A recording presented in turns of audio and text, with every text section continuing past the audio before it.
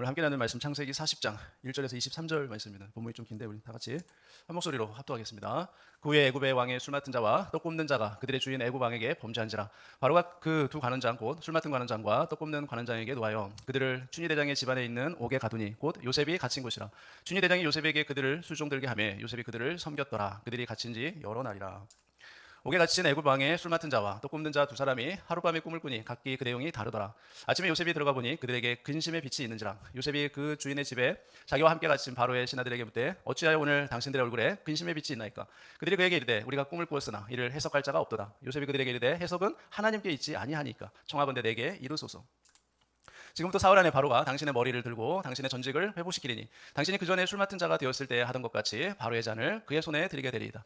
당신이 잘 되시거든 나를 생각하고 내게 은혜를 베풀어서 내 사정을 바로에게 하려 이 집에서 나를 건져 주소서. 나는 히브리 땅에서 끌려온 자요 여기서도 옥에 갇힐 일은 행하지 아니하였나이다.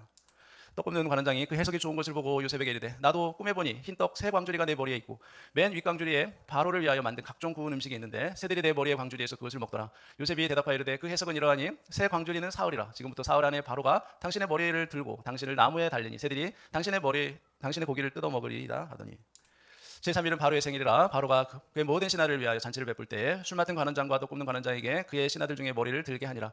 바로의 술 맡은 관원장은 전직을 회복하며 그가 잔을 바로의 손에 받들어 드렸고 떡 굽는 관원장은 매달리니 요셉이 그들에게 해석함과 같이 되었으나 술 맡은 관원장이 요셉을 기억하지 못하고 그를 잊었더라. 아멘. 오늘 하나님의 섭리 안에서 사는 삶이라는 제목으로 하나님의 말씀 증거하겠습니다.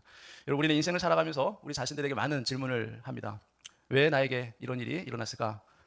이러한 문제의 원인은 무엇일까? 나는 복받은 사람일까? 복받을 사람일까? 내 인생은 제대로 가고 있는 것일까? 아니면 내 인생은 잘못된 길로 가고 있는 것은 아닌가? 이러한 질문들을 우리 스스로에게 많이 던집니다. 그런데 사람의 눈에 보이는 결과로 우리 자신과 또 사람들을 우리는 평가를 자주 한다는 거예요. 무엇으로요? 우리 눈에 보이는 결과로. 그렇죠? 일이 잘 풀리면 하나님이 나와 함께 하시는구나 이렇게 생각하죠. 그러면서 나는 복받은 사람이야 이렇게 생각하죠. 저 사람도 복을 많이 받은 것 같아 이렇게 생각한다는 거예요. 그런데 문제가 생기면 어떻게 생각해요? 하나님 나를 미워하시는구나. 하나님이 나를 사랑하시지 않는구나. 하나님이 나와 멀어진 것 같아 이렇게 느낀다는 거죠. 그러면서 나는 내 인생을 하나님께 저주받은 것 같아. 그렇게 생각해요. 저 사람도 혹시 하나님께 저주받은 거 아니야? 그렇게 생각한다는 거죠. 결과를 보고 평가할 때가 우리가 참 많다는 것입니다. 그러나 성경은 전혀 다른 시선으로 우리에게 말씀하고 있습니다. 하나님은 결과보다 과정을 보신다는 거예요. 사건보다 그 사람을 보시며 환경이 아니라 하나님의 계획과 섭리 가운데 우리의 인생을 이끌어 가신다는 것이죠. 자, 오늘 본문의 요셉의 삶은 겉으로는 실패처럼 보입니다. 요셉의 인생을 성공자로 보는 사람은 아무도 없을 것이에요. 그러나 실패가 아니라 뭐라고요? 하나님의 섭리가 진행하는 과정에 있다는 거예요. 진행되는 과정에. 창세기 40장은 성공의 이야기로 시작하지 않습니다. 요셉은 억울하게 감옥에 갇힌 인생이에요. 그렇죠? 사람의 눈에는 실패의 자리이고 인생의 끝나는 자리입니다. 그리고 노예가 죄를 짓고 감옥에 들어갔기 때문에 다시 감옥에서 풀려난다는 것은 불가능한 일이에요. 그렇죠? 모든 사람들이 다 그렇게 평가를 했습니다. 그러나 성경은 요셉을 실패자로 기록하지 않았다는 것이 중요해요. 형들의 배신, 또 노예 생활, 억울한 누명, 그리고 감옥 생활, 이러한 모든 상황과 환경을 요셉은 알지 못했지만 모든 것이 다 하나님의 계획 속에 있었다는 거예요.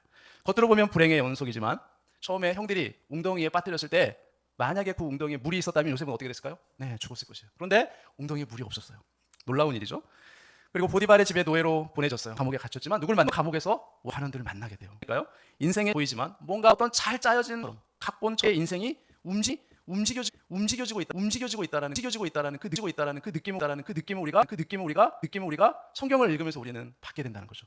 왕의 관원들을 만나게 된 이 감옥은 왕의 정치범들을 가두는 아주 특별한 감옥이었어요. 일반 감옥이 아니었어요. 왜 하나님이 그곳으로 요셉을 인도했을까요? 그것은 정치범 수용소로서 일반적인 감옥이 아니었던 것이에요. 즉 요셉이 갇힌 감옥은 춘위대장 보디발의 집 내에 있는 관할구역 내에 있는 특별한 감옥으로서 왕을 지키고 또 죄인들을 처벌하고 감옥을 통제하는 최고 권력자 밑에서 그 요셉이 노예 생활을 했던 것이에요. 우연일까요? 그러니까 요셉이 보디발의 노예로 있다가 정치범 수용소에 갇히게 되고 그곳에서 또 왕의 관원들을 만나게 되고 관원들을 통해서 나중에 바로 앞에 서게 되죠. 그리고 나중에 총리가 되는 것은 결코 우연이 아니라 하나님의 계획과 섭리 가운데 일어난 일이라는 거죠. 그래서 요셉이 만난 모든 사람은 그리고 요셉이 지나간 모든 자리는 단 하나도 우연이 아니었다라고 성경은 말합니다. 그리고 우리는 성경을 통해서 이미 그것을 알고 있죠. 이와 같이 성도의 삶 역시 우연이 아니라 하나님의 계획과 섭리 가운데 인도를 받고 있다는 그 중요한 교훈을 우리가 오늘 말씀을 통해서 우리가 깨달아야 되는 것이에요. 여러분, 요셉의 삶을 보면 정말 기가 막힐 정도로 결국에는 복을 받게 돼요. 여러분, 죽을 웅덩이에서도 살아나는 복을 받았죠. 노예가 되었지만 그 보디발의 집안에서 뭐가 돼요? 가정 총무가 돼요. 그리고 억울하게 감옥에 갇혔는데 그곳에서 사람들의 신뢰를 얻게 돼요. 그리고 감옥에서 만난 사람이 훗날 총리의 길을 열어주죠. 자, 그러니까 모든 사건은 흩어진 일이 아니라 하나님의 계획과 섭리 속에서 이어진 길이었다는 거죠. 자, 오늘날 이와 같은 사람들이 있어요. 그게 누구일까요? 바로 저와 여러분이에요. 네, 저와 여러분, 성도들, 하나님의 택한 백성들. 요셉과 같은 삶을 사는 이 시대의 주인공이 바로 저와 여러분들인 것이에요. 그래서 결국에는 요셉이 복을 받은 것처럼 우리도 결국에는 무엇을 받게 돼요? 네, 복을 받는다는 거예요. 저와 여러분이 이미 복을 받은 사람이고 앞으로 복을 받을 사람인 것이에요. 복음을 듣고 구원받아 하나님의 자녀가 되었다는 것, 이것 하나만으로도 우리는 이미 엄청난 복을 받은 사람들인 것이죠. 그래서 우리의 인생은 더 이상 우연 속에 있지 않습니다. 여러분의 인생을 잘 생각해 보세요. 결코 우연히 일어난 일은 하나도 없습니다. 믿음의 삶을 해석하는 그 방식이 그 인생을 결정하게 돼요. 여러분, 우리 인생의 행복과 불행은 그것을 해석을 어떻게 하느냐에 달려 있어요. 그래서 우리는 해석을 잘 해야 돼요. 나는 복 받은 사람이야. 나는 복을 받을 사람이야. 나는 하나님의 손안에 있는 사람이야. 내 인생은 실패가 아니야. 내 인생은 과정이야. 이렇게 생각해야 된다는 거예요. 목사님, 제 인생은 전부 다 되는 일이 하나도 없어요. 다 망한 것 같아요. 다 실패한 것 같아요. 여러분, 이렇게 생각할 수 있어요. 어떤 상황과 어떤 환경에 있을지라도 여러분, 우리 인생은 하나님의 계획과 섭리 가운데 있으며 결코 실패가 아니라 과정이라는 것을 우리가 결코 잊어서는 안 됩니다. 그래서 구원받은 사람의 인생은 망한 것 같지만 결국에는 항상 뭐를 해요? 역전을 한다는 거예요. 환경을 흔들릴 수 있어도 하나님의 계획은 절대로 흔들리지 않습니다. 그러므로 오늘 우리는 질문을 던져야 돼요. 하나님께 쓰임받는 사람은 어떻게 살아야 하는가? 성도의 삶에도 이해되지 않는 시간들이 있습니다. 그렇죠? 모든 시간이 멈춘 것 같고 모든 길이 막힌 것 같은 그런 때가 있어요. 삶이 즐겁고 행복하면 금방 시간이 지나갈 텐데, 그러나 삶이 너무 힘들고 고통스러울 때는 그 시간이 너무도 느리게 가죠. 더디게 지나갑니다. 아무리 이해할 수 없는 상황이 닥치고 고통스럽고 힘들지라도 그러한 시간도 다 뭐라고요? 과정입니다. 과정. 너무 답답하고 힘들어서 간절히 하나님 앞에 기도하고 부르짖었는데 기도 응답이 없을 때에도 뭐라고요? 과정이에요. 끝이 아니란 말입니다. 왜냐하면 하나님을 믿는 성도들의 삶에는 결코 우연이 없기 때문이죠. 모든 순간은 하나님의 섭리 안에 있습니다. 하나님은 사람을 준비시키시고 하나님의 그 목적을 이루기 위해 우리를 인도하고 계시는 그 과정 속에 우리가 있다는 것이에요. 그래서 오늘 보면 우리에게 이렇게 묻습니다. 하나님께 쓰임받는 사람은 어떤 삶을 살아야 하는가? 이것이 우리에게 던지는 질문이에요. 자, 이러한 질문을 가지고 요셉의 삶에 나타난 그리스도인의 삶의 원리를 좀 살펴보려고 합니다. 자, 그 첫 번째 원리는 뭐냐면 살아계시고 전능하신 하나님만 신뢰하는 삶이었다는 거예요. 자, 그렇다면 오늘 우리도 마찬가지죠. 전능하신 하나님만 신뢰하는 삶을 사는 것이 하나님의 택한 백성들의 삶이요, 그리스도인들의 삶이라는 것입니다. 왜냐하면 오늘 본문에 보면 함께 감옥에 갇혀있던 이 술 맡은 관원장 그리고 떡 굽는 관원장이 꿈을 꾸게 되는데, 자, 이 꿈을 해석해 줄 사람이 없다고 하면서 요셉에게 꿈을 해석해 달라고 부탁을 합니다. 그렇죠. 근데 요셉이 어떻게 얘기를 해요? 아, 그 꿈 제가 해석해 드리겠습니다 라고 말하지 않아요. 뭐라고 얘기합니까? 꿈의 해석은 하나님께 있습니다. 예. 그러니까 문제의 해결은 누구에게 있다고요? 하나님께 있다는 거예요. 모든 문제의 해답은 하나님만이 가지고 있습니다. 그렇게 고백을 했다는 거예요. 창세기 40장 8절. 그들이 그에게 이르되 우리가 꿈을 꾸었으나 이를 해석할 자가 없도다. 요셉이 그들에게 이르되 해석은 하나님께 있지 아니하니까. 이렇게 요셉이 대답했죠. 여러분, 요셉은 언제나 하나님을 의지하는 삶을 살았던 것이에요. 여기서 해석은 하나님께 있다는 고백은 단순한 말이 아니에요. 나는 해석자가 아닙니다.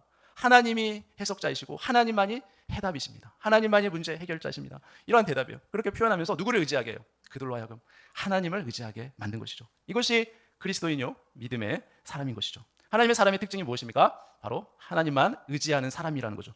그래서 하나님의 사람은 자신의 지혜나 능력으로 사는 사람이 아니라 하나님만 의지하는 사람인 것이에요. 하나님께서는 하나님만 의지하는 사람들을 통해서 하나님의 역사를 이루십니다. 시편 16편 8절. 내가 여호와를 항상 내 앞에 모시며 그가 나의 오른쪽에 계심으로 내가 흔들리지 아니하리로다. 여러분 앞에 누구를 모시고 있습니까? 여러분 무엇을 의지하고 있습니까? 하나님 의지하고 계십니까? 아니면은 돈, 물질을 의지하고 있습니까? 아니면 여러분의 가족을 의지하고 있어요? 여러분의 남편을 의지합니까? 여러분 자녀를 의지해요? 아니면 사람들로부터 좀 더 인정받고 싶은 그것을 의지하고 계십니까? 여러분 무엇을 의지하고 계십니까? 하나님이 아닌 다른 것을 의지하는 사람은 환경에 의해서 반드시 그 믿음이 흔들리게 되어 있어요. 예.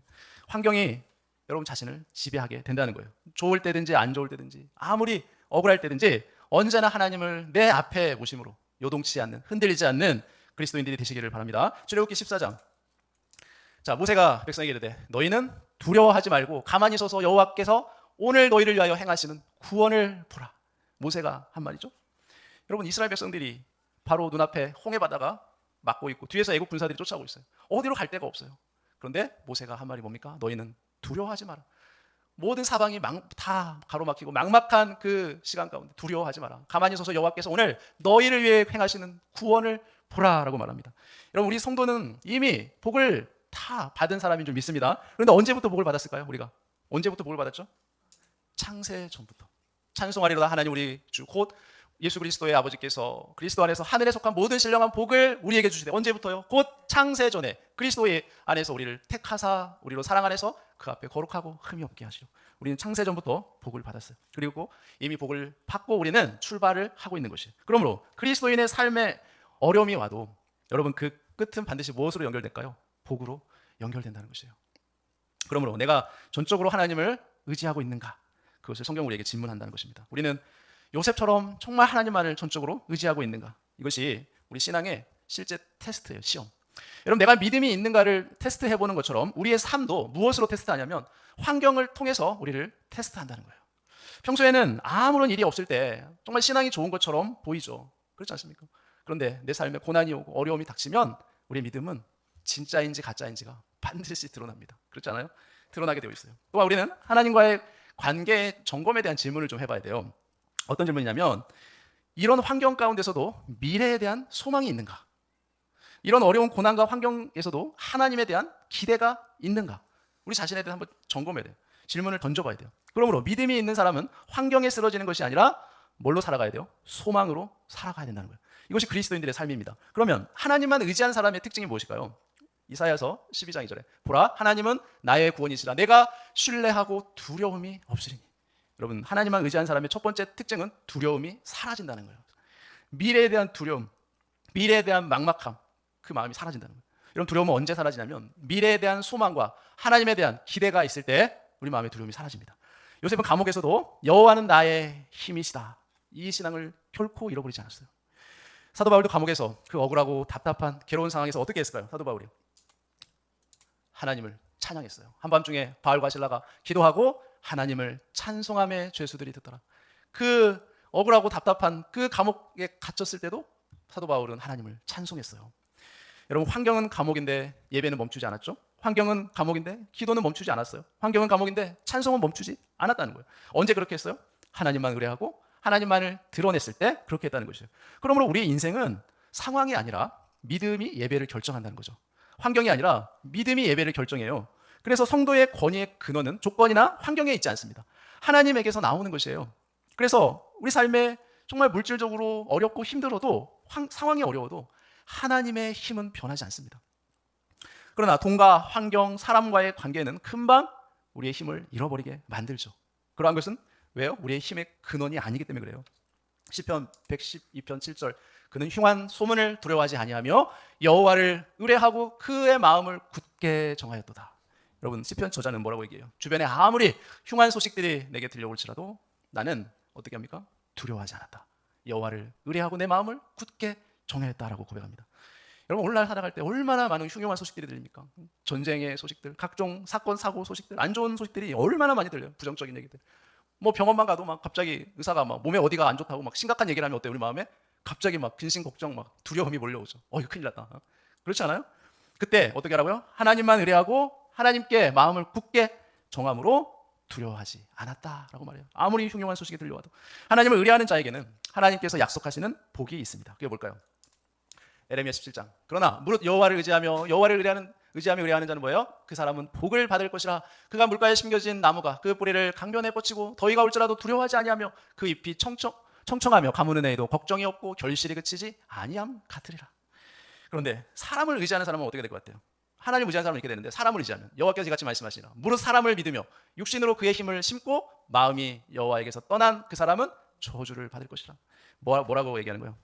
하나님보다 사람을 의지하면 그 인생은 불행해진다는 거예요. 망하게 된다는 거예요. 시편 37편 3절에 여호와를 의뢰하고 선을 행하라. 땅에 머무는 동안 그의 성실을 먹을거리로 삼을지어다. 내가 말하기를 여호와는 나의 피난처시라 하고 지존자를 너의 거처로 삼아라. 하나님만 의뢰하고 하나님만을 피난처로 삼으시는 저와 여러분 되시기를 주님의 이름으로 축원합니다. 하나님을 의뢰하는 사람은 환경을 바라보는 것이 아니라 누구를 바라봐요? 하나님을 바라본다는 거예요. 상황이 아니라 하나님의 약속 위에 선다라는 거예요. 그런 사람들이 다 되시기를 축복합니다. 둘째로, 하나님께 쓰임받는 사람은 하나님의 뜻을 전하는 삶을 산다는 거예요. 여러분, 요셉은 하나님의 뜻을 그대로 전했습니다.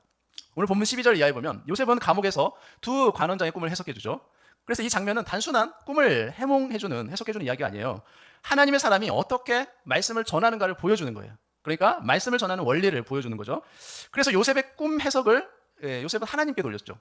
본문 12, 13절을 보면 술 맡은 관원장에 대해서 당신은 사흘 안에 복직을 해서 왕을 섬기게 될 것입니다 라고 해석을 해주죠. 그러니까 문자 그대로 해석을 해주었고 또 문자 그대로 그 해석이 성취가 되었다는 거예요. 이단들이 잘하는 게 뭐냐면 비유풀이에요. 비유풀이. 신천지가 듣기 잘하는데 그렇게 해석하지 않았다는 거예요. 그리고 문맥을 따라 성경을 해석해야 되는데 단어를 가지고 그 단어를 뜻풀이하면서 성경을 해석하는 거, 그것도 잘못된 해석이죠. 오늘 창세기 40장 12, 13절에 보니까 요셉이 그들에게 이르되 그 해석이 이러하니 세 가지는 사흘이라 지금부터 사흘 안에 바로가 당신의 머리를 들고 당신의 전직을 회복시키리니 당신이 그 전에 술 맡은 자가 되었을 때 하던 것 같이 바로의 잔을 그의 손에 드리게 되리이다 라고 말하죠. 자, 그런데 그 해몽을 듣고 이제 술 맡은 관원장의 해몽을 듣고 떡 굽는 관원장이 어떻게 돼요? 아, 그 좋은 해석인데 나도 좀 해석해줘 그랬더니 어떻게 해석합니까? 18절에 요셉이 대답하여 이르되 그 해석은 이러하니 새 광주일이는 사흘이라 지금부터 사흘 안에 바로가 당신의 머리를 들고 당신을 나무에 달리니 새들이 당신의 고기를 뜯어 먹으리다. 이렇게 해석해 주죠. 여기서 해석하다, 여기서 해석하다는 단어에서 유래됐는데 히브리 단어가 파타르라는 단어예요.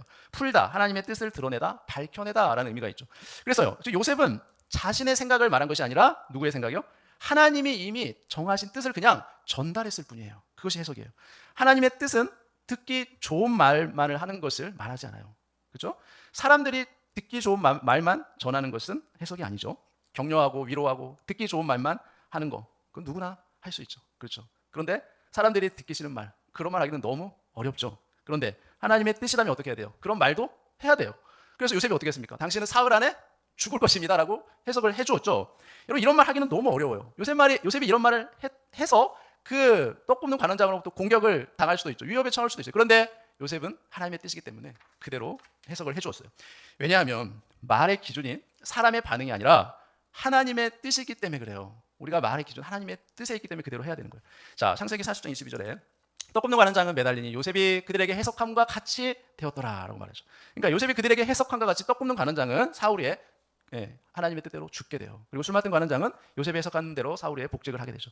자, 그러므로 사람의 예측은 확률이지만 하나님의 말씀은 성취예요. 하나님의 말씀은 반드시 성취된다는 거예요. 이루어진다는 거예요. 요셉은 말했습니다.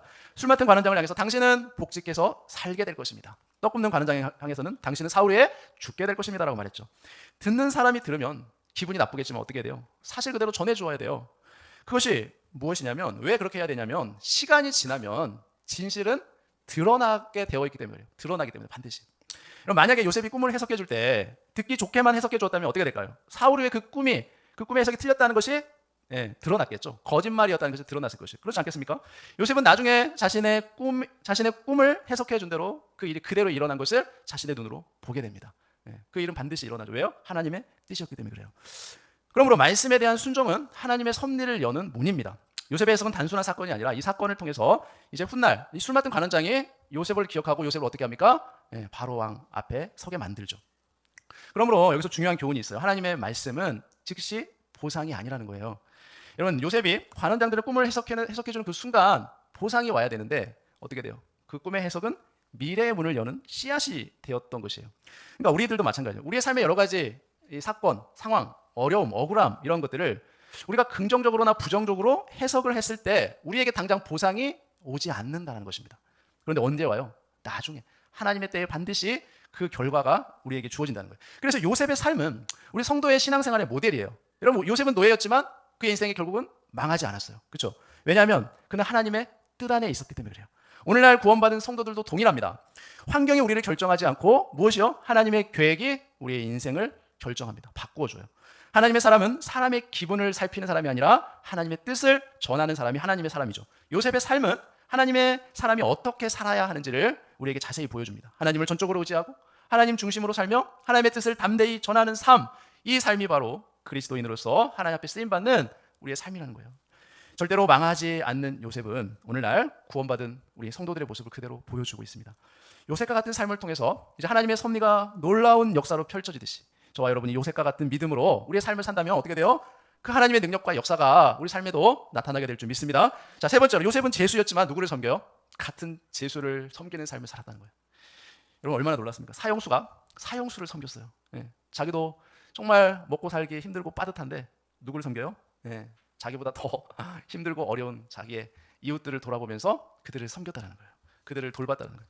오늘 본문의 6절, 7절에 아침에 요셉이 들어가 보니 그들에게 근심의 빛이 있는지라. 요셉의 그 주인의 집에 자기와 함께 갇힌 바로의 신하들에게 묻되 어찌하여 오늘 당신들의 얼굴에 근심의 빛이 있나이까? 라고 묻죠. 여러분 같은 제수였는데 그들과는 다른 삶을 요셉은 살았어요. 요셉이 감옥에 들어가 보니까 이 술 맡은 관원장, 떡 굽는 관원장의 얼굴에 근심의 빛이 가득했다라고 말하죠.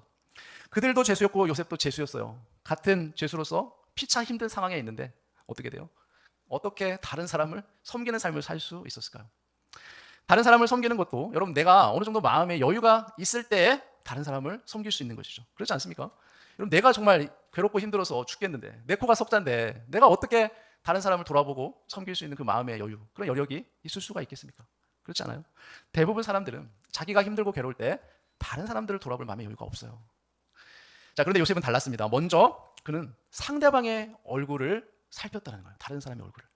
요셉은 자기의 어려움보다 먼저 다른 사람의 어려움을 먼저 볼 줄 알았습니다. 요셉은 자신의 고통보다 타인의 고통을 먼저 볼 줄 알았다는 거예요.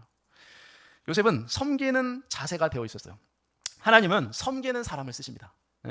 복받은 사람의 특징이 뭐냐면 환경이 아니라 그 사람의 삶의 태도예요. 태도. 하나님은 태도를 보십니다. 복받은 사람은 조금 어려움이 찾아왔다고 해서 무너지지 않아요. 근심과 낙심이 그 얼굴을 지배하지 않습니다. 그런데 우리는 어떻습니까? 우리 마음속에 근심, 걱정이 쌓이면 우리 얼굴빛이 달라지죠. 예. 우리 얼굴빛을 지배해요. 그 근심, 걱정이. 그래서 얼굴을 보면 그 사람의 내면의 마음의 상태를 알 수 있는 것이에요. 왜요? 감출 수가 없어요. 드러나게 되어 있어요. 우리 마음의 상태가. 잠언 15장 13절에 사람의 즐거움은 얼굴을 빛나게 하여도 마음의 근심은 심령을 상하게 하느니라.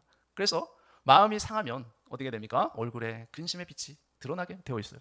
요셉은 복받은 사람이었기 때문에 섬길 수가 있었죠. 나는 하나님께 복받은 사람이니까 복 없는 당신들을 섬겨서 당신들도 내가 복을 받게 할 거야. 이러한 마음 자세로 살았던 것이에요. 그 감옥에서도 비록 노예 신분이고 감옥에 죄수로 갇혀 있는데 자신의 정체성이 무너지지 않았다는 거예요.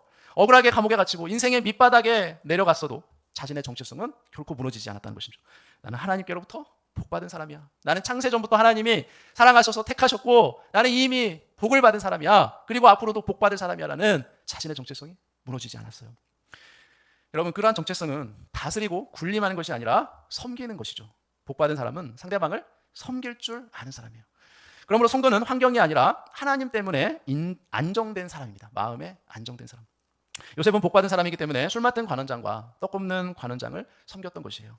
만약에 그들을 섬기지 않았다면 그 꿈의 해석도 없었을 것입니다. 그렇지 않겠어요? 꿈의 해석이 없었다면 여러분 요셉의 총리의 길도 열려지지 않았을 거예요. 밑바닥의 인생이 자신의 정체성을 잃어버리지 않고 다른 사람을 섬겼더니 출세의 길이 열렸 것이죠. 근데 요셉이 그것을 알았을까요? 감옥에 있으면서 결코 요셉은 그렇게 될 줄 몰랐습니다. 자신의 인생이.